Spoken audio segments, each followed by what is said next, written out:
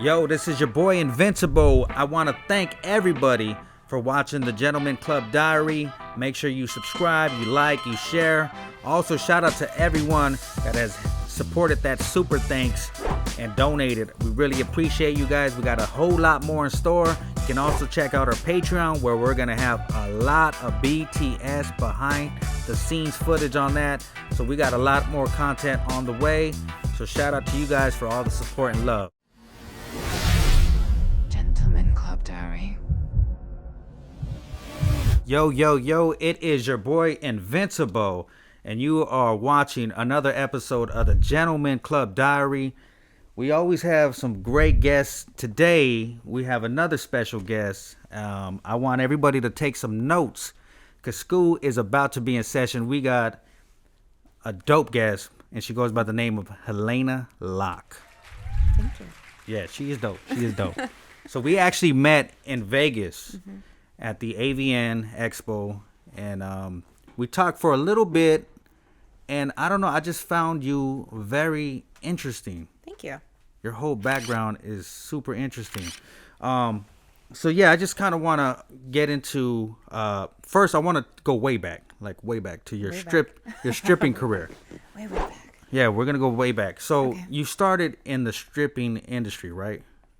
Yeah, I mean, I worked in restaurants and was a massage therapist, and I moved out to Austin, Texas, and I was working at a restaurant, and I did like fine dining and stuff like that, and then I was like, there's all these strip clubs around, and so I was like, I think maybe I'll give it a shot. But it took me forever to audition. I would drive up and I would sit in the parking lot for like So a you long got time. cold feet. Yeah, because I didn't know what to expect, and then I remember I was like talking about it. He's like, "Why don't you just walk in?" I was like, "I don't know. I don't feel weird." He's like, "It's not. He goes, they're not supermodels. Just go in and just go have some fun." So I finally did it, and then I was like, "Oh, okay." Like it was more money than I was making in the restaurants, and I think I actually got offered. This one restaurant chain bought out this fine dining place, and then they were working. They wanted me to management, and I was just like, well, I made all this money here, and I have like freedom, and it's like my own schedule, and I had 2 dogs at the time, and restaurants you can work a lot of hours. So I was just like, I think I'm gonna give this a shot. So you gave it a shot. Yeah. Because I would have hired you. I would have said, you would have walked in. I would have said, oh, we're hiring her.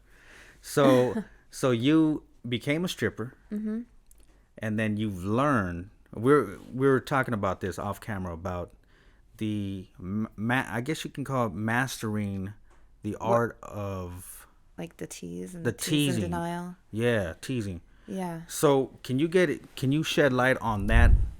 Yeah. Well, drunk men, clubs, scantily clad women. It can lend for groping. I mean, everybody likes the human connection. Everybody likes the touch. I don't, most of it's not done in, the worst ways. I mean, there are a few guys that get out of hand, but, obviously. There's more than a few guys that get. Yeah, I'm being polite, right? Yeah, you're being nice. I'm being nice. Maybe I shouldn't be nice. Like, why am I being nice?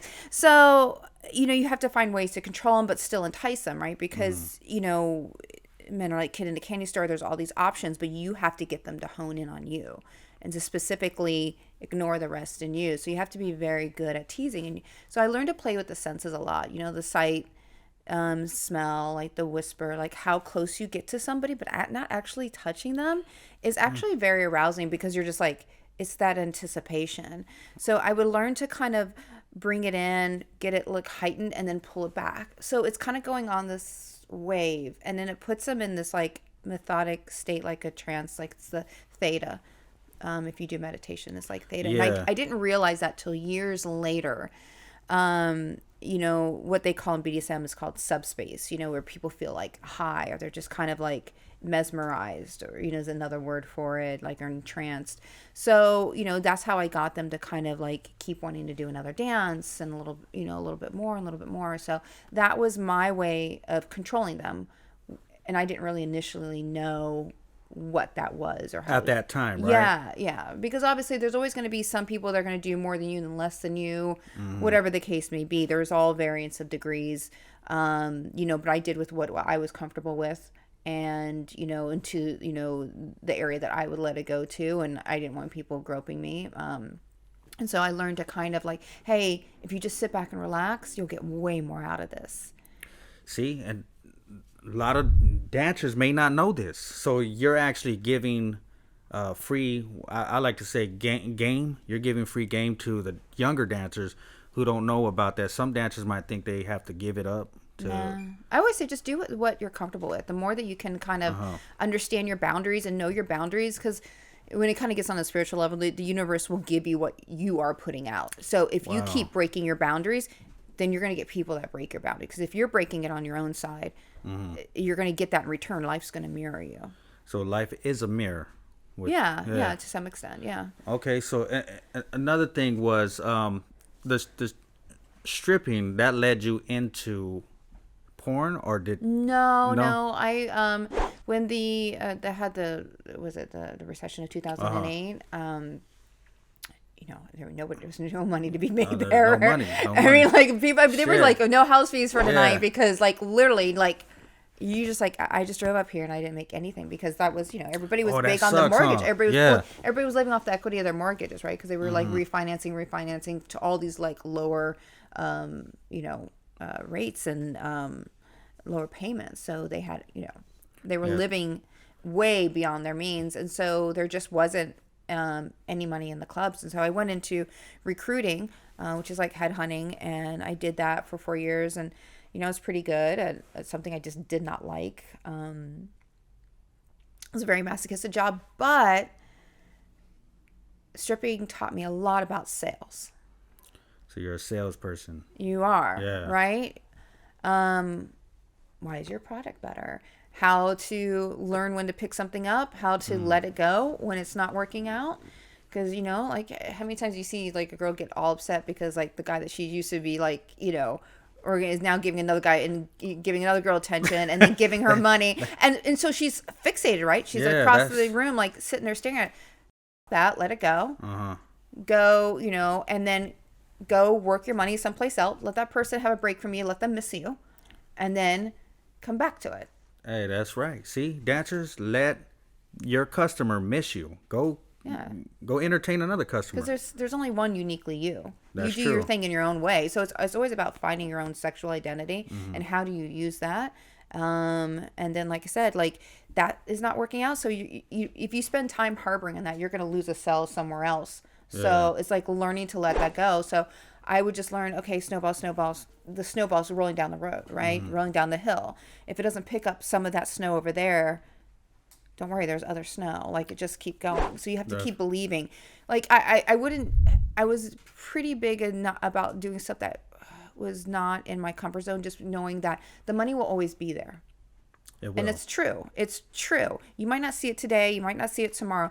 But it will come from somewhere if you just believe it. So if you get stuck harboring on something, you're staying stuck there. You're not going to see where the money is. So you're a believer on attracting the money.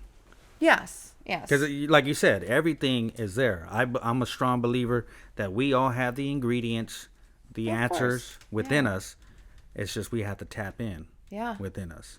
Yeah. So everything is there. Now, another thing is about the strip club bringing out a certain, I guess you could say, would you say it brought out the freak in you? Is that what you would say? I think I always was. You're always a freak? I think so. I mean, like, okay, yeah, I was definitely always so. It's like, finding like the right partners. And then during my marriage, we got into swinging. And so that was like that was like a whole other ballpark. So that was where more sexual liberation came in.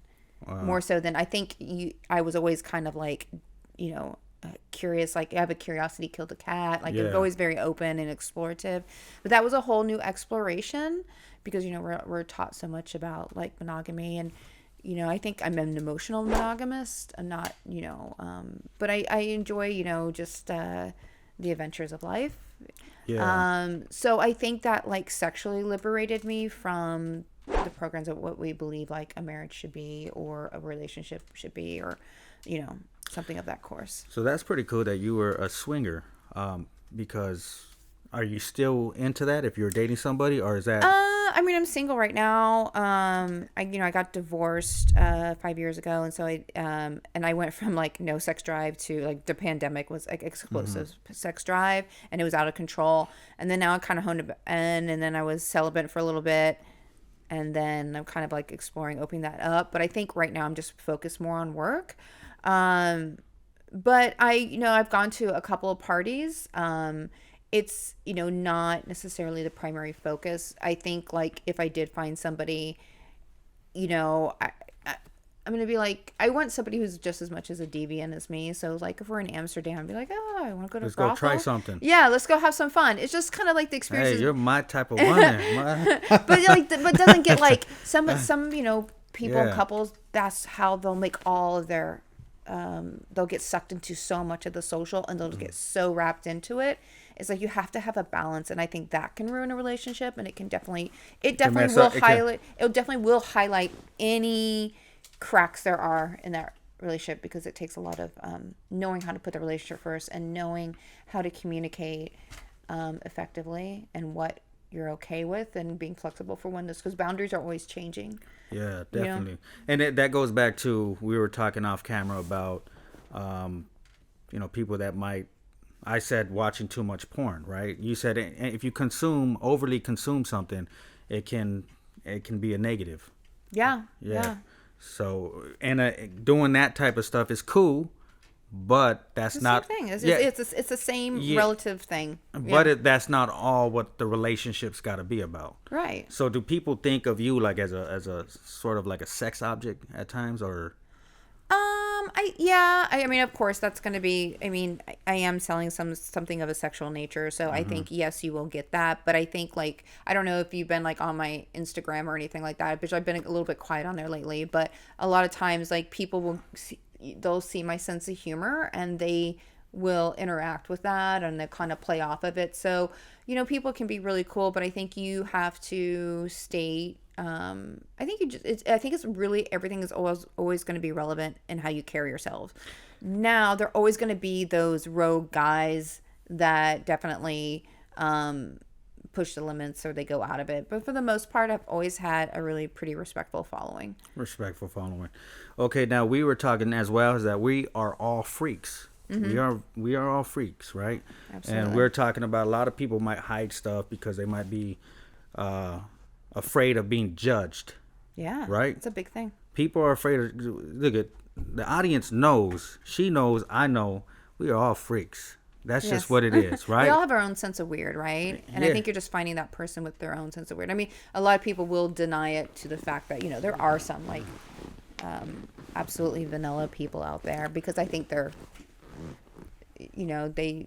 You think it's because of like religion or something? I think it's a lot of different things. They don't let themselves go to that place. Or it's. I mean, the first time you try something, you're kind of like, it is nerve wracking. You don't know where you're, where you fit in and all that, and what is it, and it takes a lot of trust to be with somebody and let people actually see you. That's vulnerable. And so the more and more you can kind of get comfortable with that, I think the freer you can be. But I think we do all have definitely a freak side. So they carry that shame within them, and I think that's why a lot of times people will go see dominatrixes or things of that sort, because either their partner's not okay with it, or they're not comfortable sharing it with their partner, and they're still figuring it out for themselves. Like, is this a phase? What does this really mean for me? So people have their own ways of how they release stress, and the buildup of energy in their body, and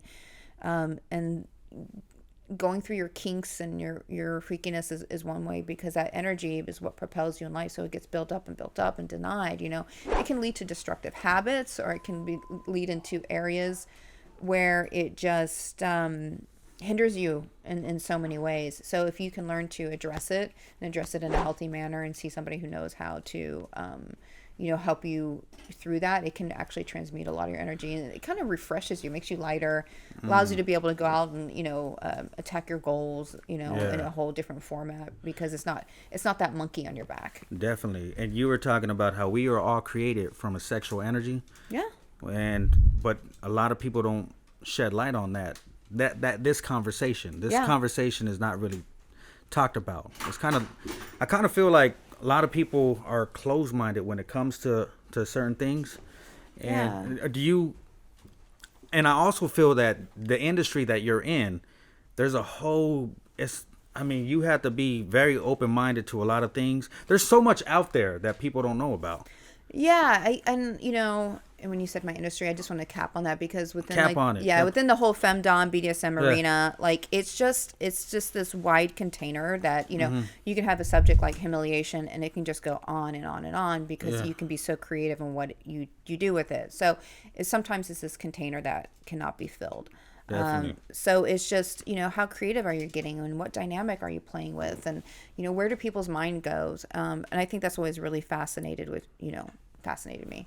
Did you ever think, like, say 10 years ago you would be doing what you're doing now? No, and especially the way it's unfolding more and more.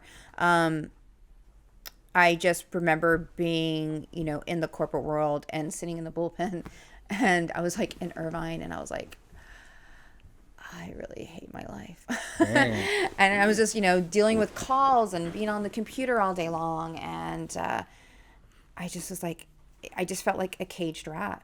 And I missed the interactions that I used to have with customers, and the creativity, and the kind of the freedom to live my own life the way I wanted to. And this just goes on a whole other level, because you meet people from all walks of life. Really interesting dynamics, and then you see where like the human mind can go, and all the creativeness that can go into it. It's just a lot of fun to be able to play with somebody, and it's a big part of like our energy in life is how often do you play. The energy's a lot later, even when you have a job where you can kind of play. Like think about it, if you can bring that kind of joy and that energy, it's going to attract more things like that. You know what, I have a good friend of mine, we were talking, and I told him this. I said, we are all actors.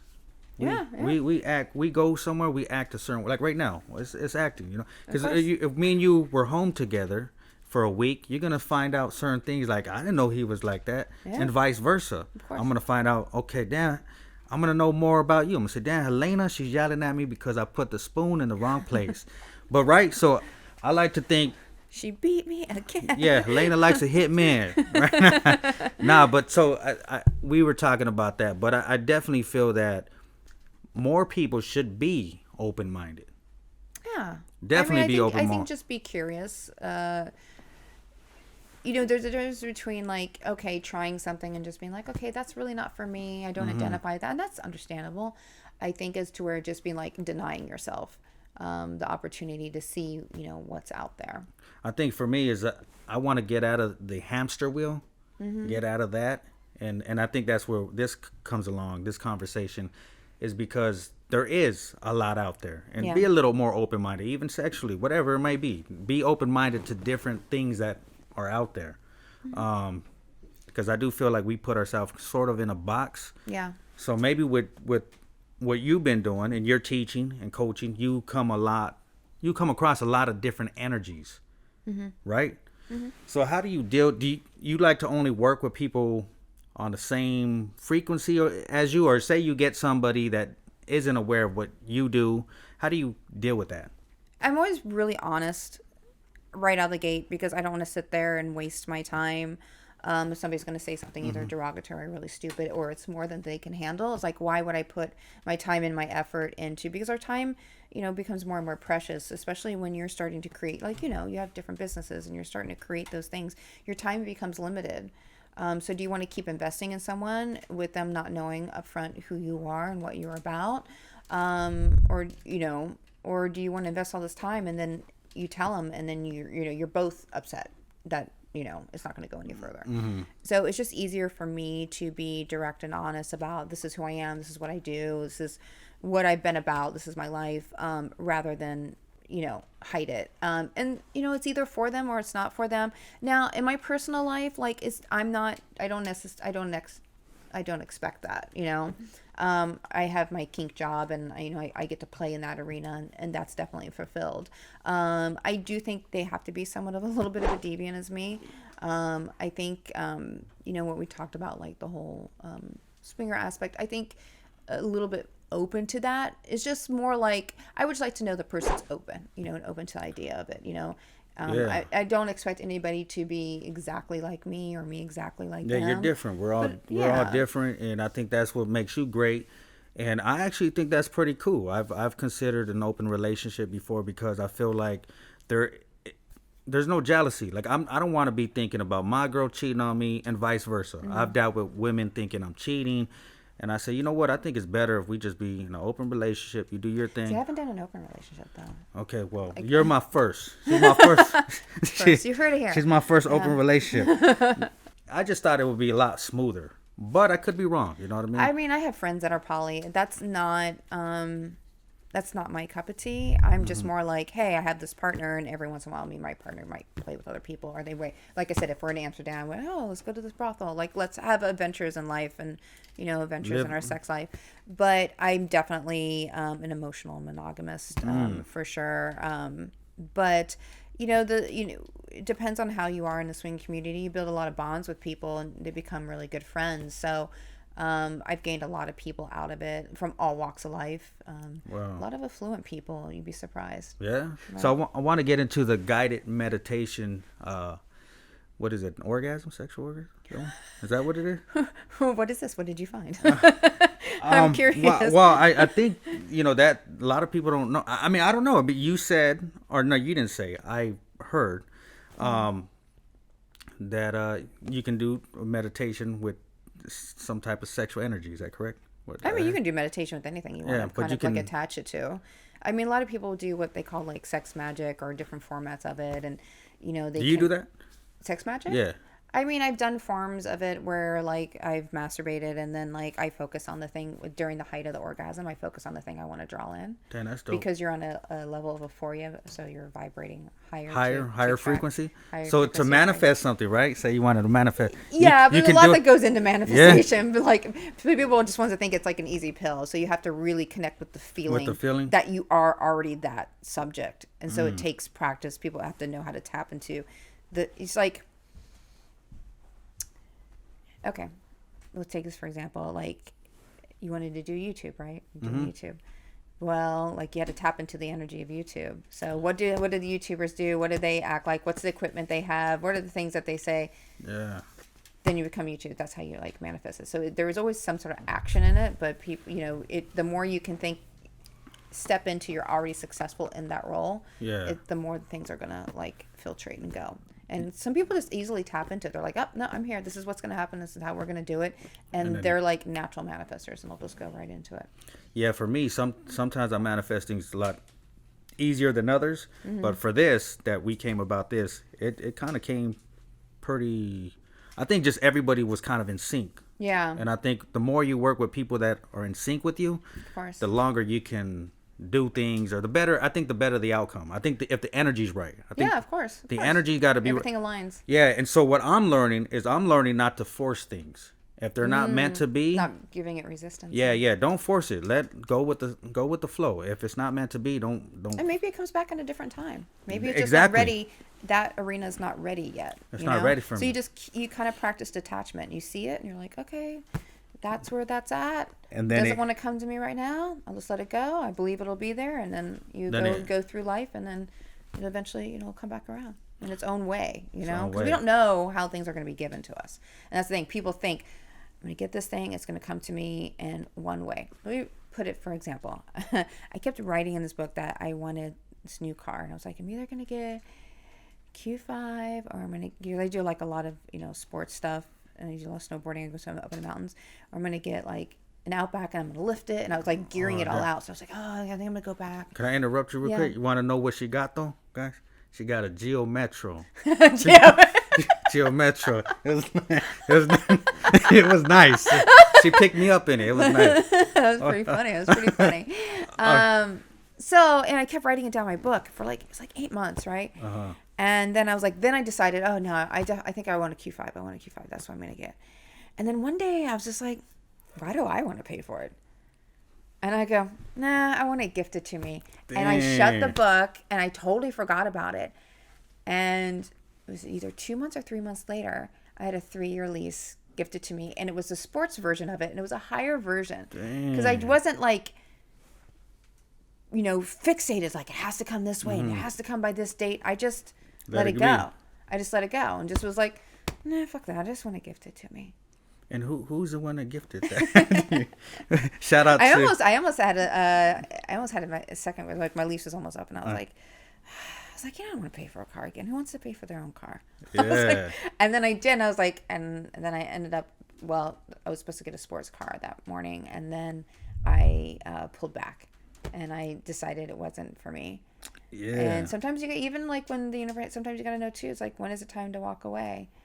I think that's a big lesson too. I've walked away from a lot of things this past year. I did too. I walked away from, I just said, like, if something bugged me, I just say, listen to your gut. Yeah, like I'm like, it's not a big deal. I'll just let it be. Yeah. I get it. I can get that and more. Yeah. And that's kind of how my thinking is. Yeah. I'm going to do that and more. Yeah. I'm not worried about it. Yeah. I'm worried about it, but then I'm not worried about it. Yeah, but like, and that's normal. That's just the human emotions. Like, you'll have some days you're just like, it's like what we talked about, like the neural pathways, and just, you're training your brain to become that. But you are going to have those days where you're sometimes just having a rough day, and but it's okay. You feel that and you acknowledge it, and then you let it go. Sometimes I'm just like, okay, I need to get some sleep because my emotions are high. Like, I need to get some rest. I need to get some sleep. And then tomorrow will be a brand new day, and my mood's better the next day. And so that can get in a way to manifesting stuff. I've done that too, where sometimes I know I got things to do, but I've just had a bad day. Yeah. And I said, you know what? I'm sleeping. I'm getting some rest. We kind of get. I used to fight that a lot. Did you fight that a lot? It took me a long time. I would be like, keep pushing myself. No. Oh yeah, you keep pushing. And then I'd be like anxious. Yeah. And then I realized this is not even helping me at all. And I've learned to just be like, okay, like there was more stuff I wanted to get done yesterday. I wanted to film some stuff, and then it just wasn't happening. I was tired, and I was like, all right, just gonna do some studying, and then I'm gonna go to bed. And that's what I did. Yeah, and I think it always works out. It works out for the best. Also, how do you deal with somebody with ego? Because I'm pretty sure you come across a lot of people with ego. And I was watching an interview with you where I forgot his name, but he was talking. John Paul the Pope. Yeah, John Paul. So shout out to him because he seems pretty knowledgeable as far as. He's great. Yes, what he's doing. But he was also talking about the ego and how people might think, oh, I'm gonna just go smash this girl and go screw her, and I would say the F word, but I'm trying to watch my language because I'm trying. I think we did pretty good. I thought it was gonna be cussing. Yeah, we did pretty. I don't think we've done one. We're gonna start cursing more. Right? Yeah, but no. Let it go. Yeah, he was talking about the ego thing. So do you come across, like in the swinger field and all these different things?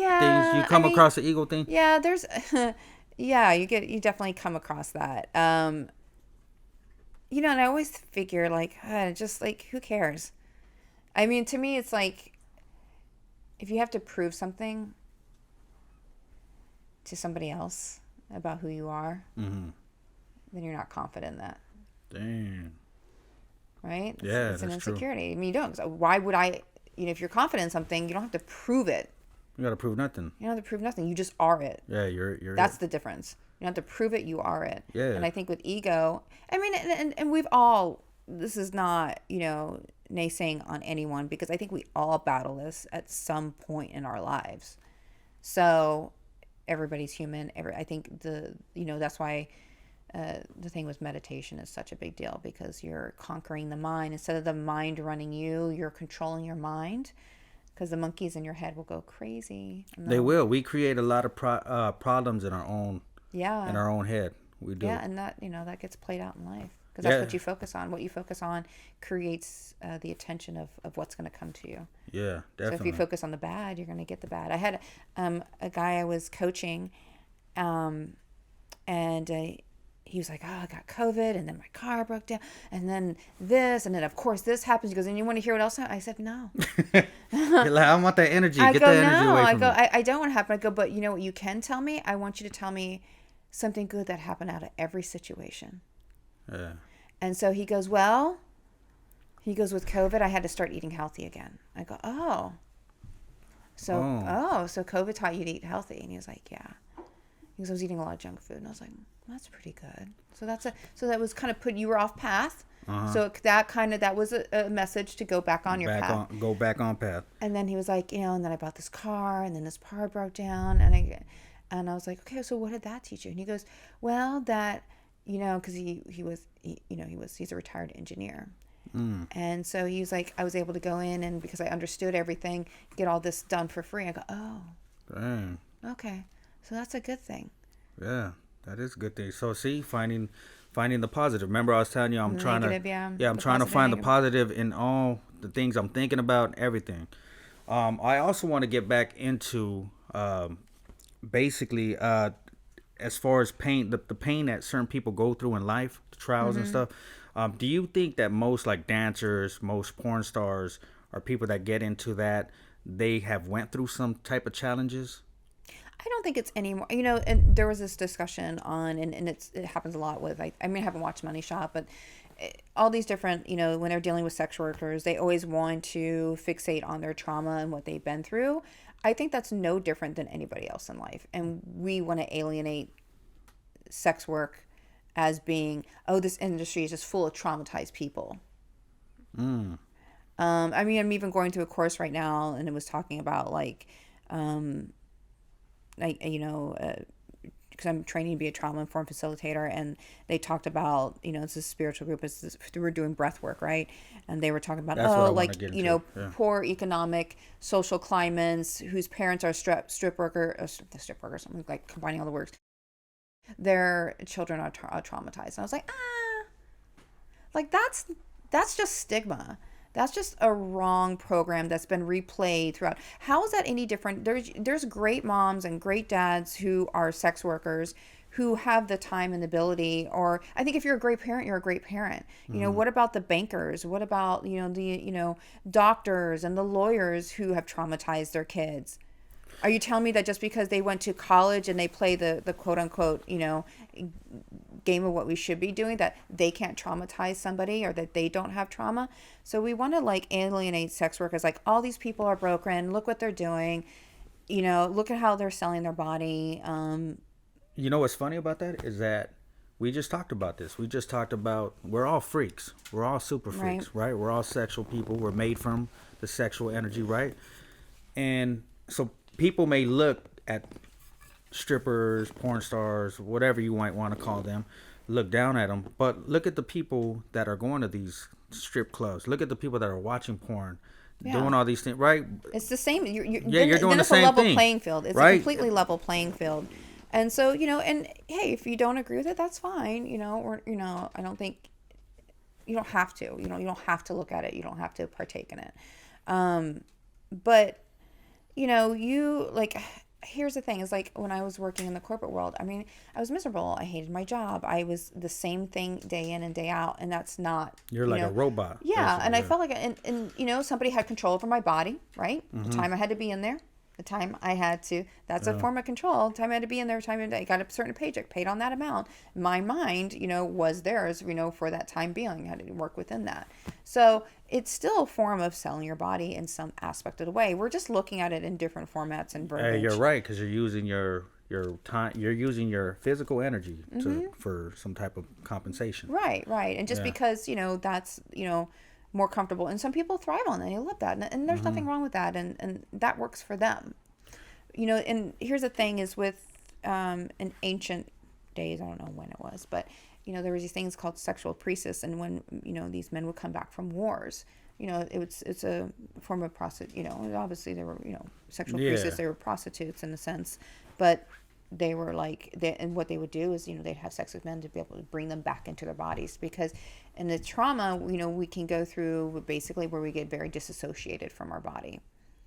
And we shut down and we become numb to it. And, a lot of people, I feel, are very disassociated these days, just with the over-consumerism of, and the overstimulation of social media, computers, and everything that we watch and do. But again, to revert back in these, ancient, biblical Roman times, or whatever these wars were going on, these men would go see sexual priestess. Some were other men, some were other women, whatever their flavor was, and it was helping them to heal them, to bring them back, helping them with their form of PTSD and working through that. So, and sex work is such a unique beast.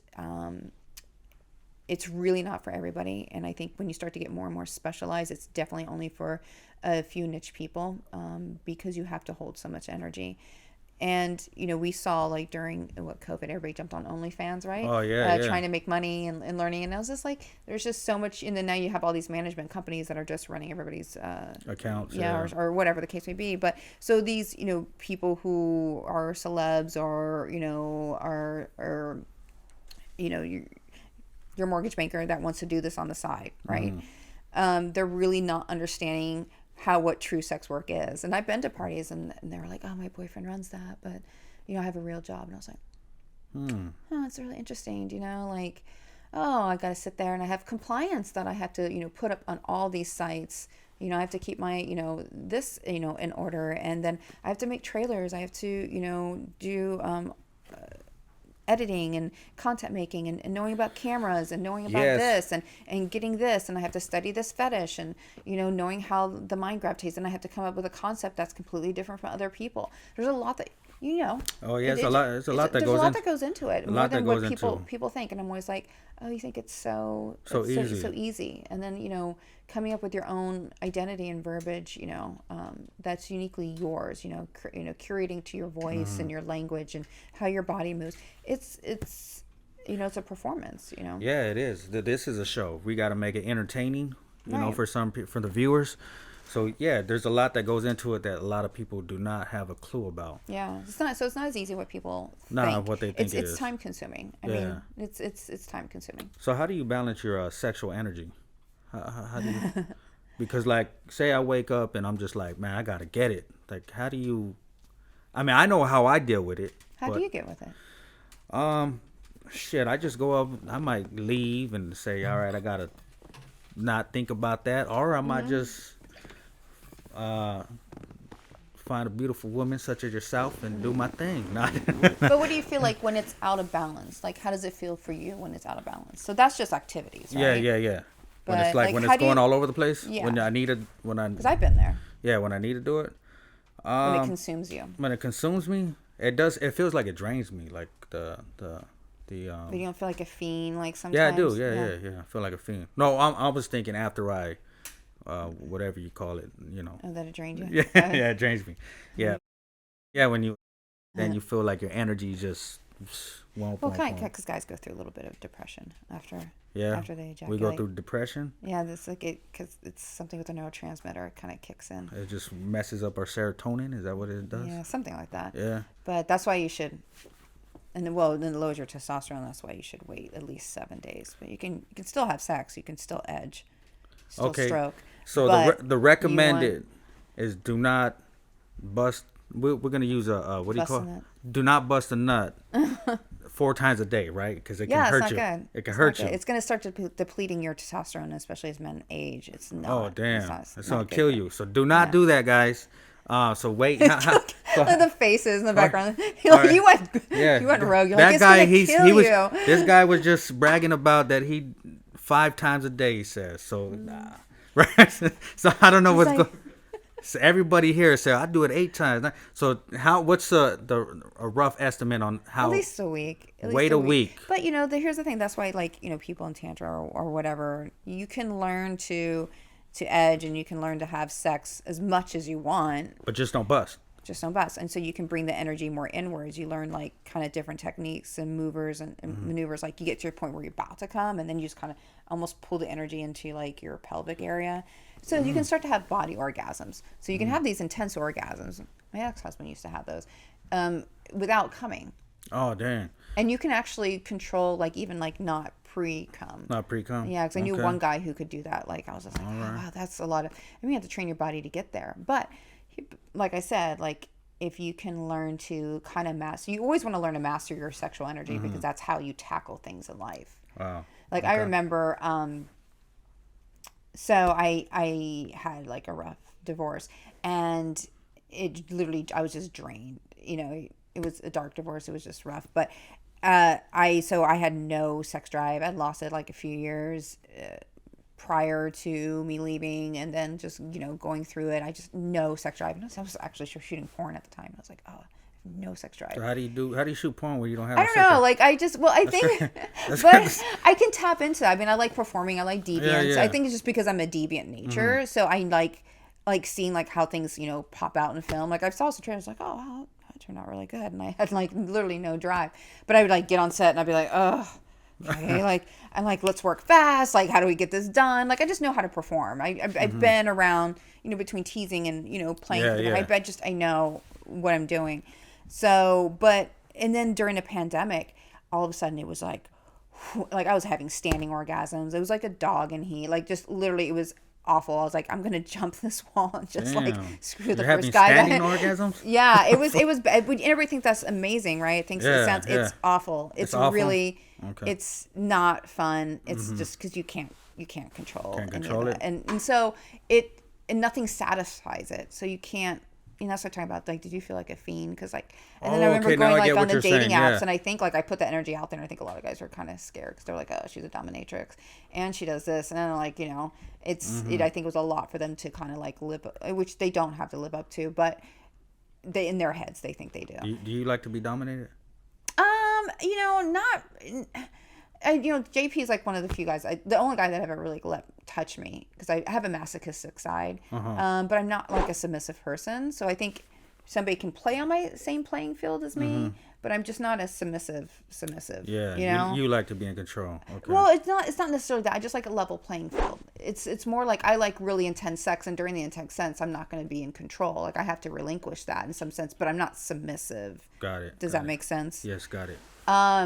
But yeah, so like when I talk about like the sexual interview, like it was distracted from work. And I think part of it was a distraction. There was a lot of healing I needed to go through. And so until I could be like, where all of this consumed me, and I would think about like whoever I was dating at the time, like too much or, anything of that sort.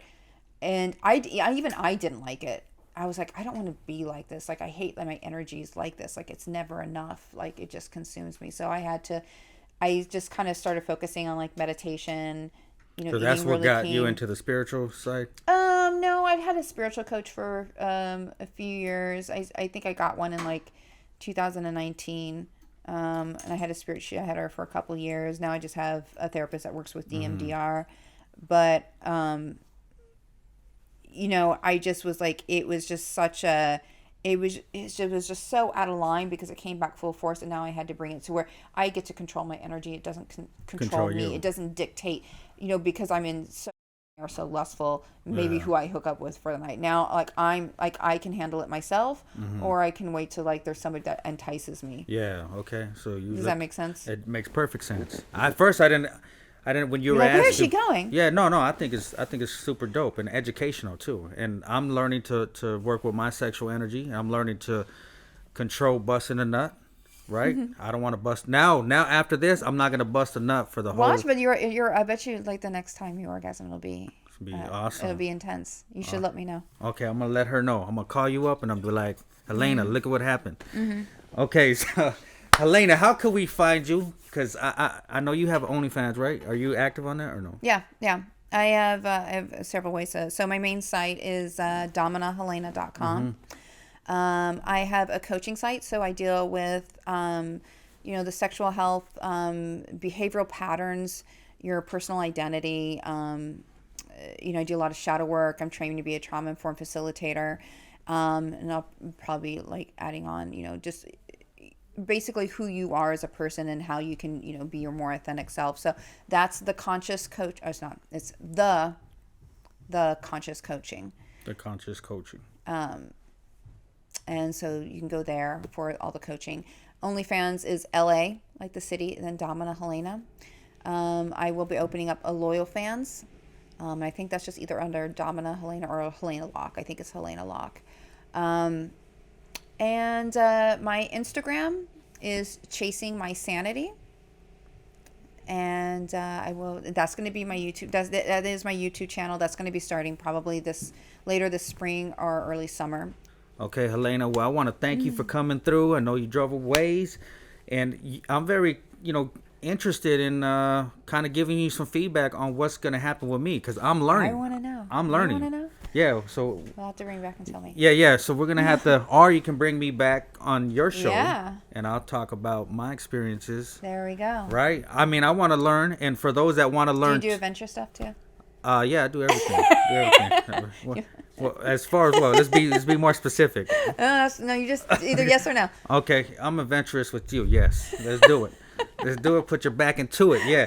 So with that in mind, I want to thank you guys for tuning in to another episode of the Gentleman Club Diary. You've been great.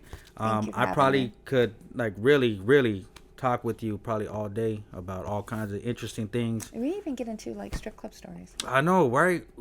Could we get one strip club story real quick?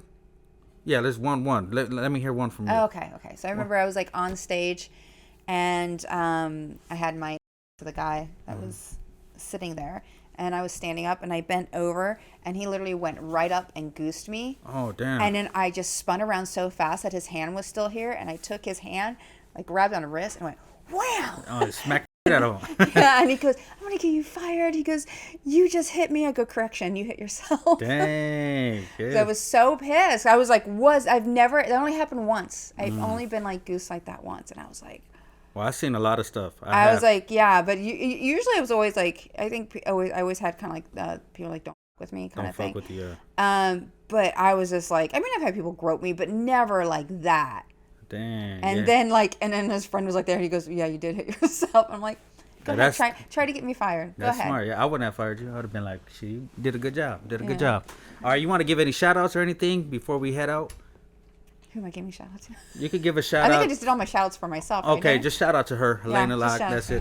All right, well, thank you guys. I want to appreciate you guys for taking the time and watching. Thank you again. Thank you. We are up and out. And this is Helena Locke. Thank you so much for having me. And you're watching the Gentleman Club Diary.